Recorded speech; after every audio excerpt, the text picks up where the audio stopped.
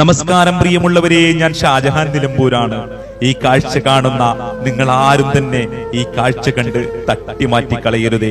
മുന്നോട്ടുള്ള ജീവിതത്തിൽ ഒരുപാട് സ്വപ്നങ്ങളും നെഞ്ചിൽ താലോലിച്ച് ഒരുപാട് ജീവിതം കണ്ടവരിൽ നിന്നും തങ്ങളുടെ ജീവിതത്തിൽ ഉണ്ടായിട്ടുള്ള ദുരനുഭവങ്ങളുമൊക്കെ ഉൾക്കൊണ്ട് തങ്ങളുടെ എല്ലാമായ മാതാവിന്റെ ജീവിതത്തിൽ ഉടനീളം തുണയാകാൻ വേണ്ടി വാശിയോടുകൂടി ജീവിച്ച ഈ കുഞ്ഞുമാലാകമാർ ഇന്ന് വിധിയുടെ കോമാളിത്തരത്തിനു മുന്നിൽ കീഴടങ്ങേണ്ടി വന്ന ഒരവസ്ഥ.